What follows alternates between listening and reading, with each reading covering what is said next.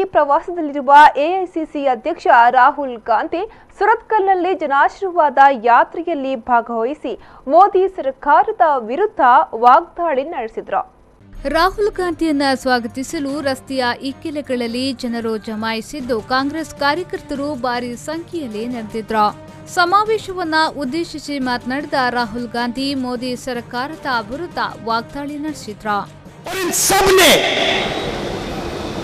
हमारे विरोधी हैं, मगर इन सब ने हिंदुस्तान के लिए काम किया है। मगर नरेंद्र मोदी जी इनको जगह नहीं देना चाहते।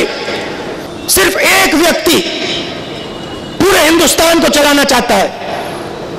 आपको लाइन में खड़ा कर देगा, बैंक की धज्जियां उड़ा देगा, चाइना के सामने झुक जाएगा, क्योंकि किसी की मदद नहीं लेना चाहता। जीएसटी के बारे में हमने उनसे कहा, देखिए जीएसटी लागू करनी है तो प्यार से कीजिए, 5 अलग अलग टैक्स नहीं होने चाहिए, 28% टैक्स नहीं होना चाहिए, हिंदुस्तान की जनता को 28% नहीं देना चाहिए। एक टैक्स बनाइए,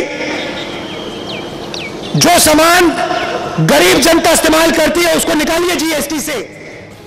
ಅನಂತರ ಸಿಎಂ ಸಿದ್ದರಾಮಯ್ಯ ಮಾತನಾಡಿ, ನಮ್ಮ ಸರ್ಕಾರ ನುಡಿದಂತೆ ನಡೆದಿದೆ, ಜನಪರವಾದ ಬಡವರ ಬಗ್ಗೆ ಕಾಳಜಿ ಇರುವ ಸರ್ಕಾರ ಎಂದ ಅವರು ಸುರತ್ಕಲ್ನಲ್ಲಿ ಶಾಸಕ ಮೊಯ್ದೀನ್ ಬಾವ ನೇತೃತ್ವದಲ್ಲಿ ಅಭಿವೃದ್ಧಿ ಕೆಲಸಗಳಾಗಿವೆ ಎಂದರು. ಬಿಜೆಪಿಯವರು ಮಾತಿನಲ್ಲಿ ಸಬ್ಕಾ ಸಾಥ್ ಸಬ್ಕಾ ವಿಕಾಸ್ ಅಂತ ಹೇಳಿ ಬಾಯಿನಲ್ಲಿ ಹೇಳ್ತಾರೆ, ಆದರೆ ನಾವು ಅದನ್ನ ಆಚರಣೆಯಲ್ಲಿ ತಂದಿದ್ದೇವೆ, ನಮ್ಮ ಕಾರ್ಯಕ್ರಮದ ಮೂಲಕ ತಂದಿದ್ದೇವೆ. ಕಾಂಗ್ರೆಸ್ಸಿನ ಬದ್ಧತೆ ಎಲ್ಲರೂ ಕೂಡ ಒಟ್ಟಿಗೆ ತಗೊಂಡು ಹೋಗ್ತಕ್ಕಂಥದ್ದು, ಎಲ್ಲರಿಗೂ ಸಮಾನ ಅವಕಾಶಗಳನ್ನು ಕೊಡ್ತಕ್ಕಂಥದ್ದು, ಎಲ್ಲರಿಗೂ ನ್ಯಾಯ ಕೊಡ್ತಕ್ಕಂಥದ್ದು. ಇದು ಕಾಂಗ್ರೆಸ್ ಪಕ್ಷದ ಬದ್ಧತೆ, ಇದು ಕಾಂಗ್ರೆಸ್ ಪಕ್ಷದ ಸಿದ್ಧಾಂತ ಅಂತಕ್ಕಂಥದ್ದನ್ನ ಹೇಳಲಿಕ್ಕೆ ಬಯಸ್ತಾ ಇದ್ದೇನೆ. ಭಾರತೀಯ ಜನತಾ ಪಕ್ಷದವರು ಹೇಗಾದರೂ ಮಾಡಿ ಕರ್ನಾಟಕದಲ್ಲಿ ಅಧಿಕಾರ ಹಿಡಿಬೇಕು ಅಂತೇಳಿ ಅಮಿತ್ ಶಾ, ನರೇಂದ್ರ ಮೋದಿ ಮೇಲಿಂದ ಮೇಲೆ ಬರ್ತಾರೆ ಕರ್ನಾಟಕಕ್ಕೆ. ಈ ಸಂದರ್ಭ ಕೆಪಿಸಿಸಿ ಅಧ್ಯಕ್ಷ ಜಿ ಪರಮೇಶ್ವರ್, ಕೆಪಿಸಿಸಿ ಉಸ್ತುವಾರಿ ವೇಣುಗೋಪಾಲ್, ಸಚಿವ ರಮಾನಾಥ್ ರೈ, ಡಿಕೆ ಶಿವಕುಮಾರ್, ಶಾಸಕ ಮೊಯ್ದೀನ್ ಬಾವ ರಾಹುಲ್ ಗಾಂಧಿಗೆ ಸಾಥ್ ನೀಡಿದ್ರು.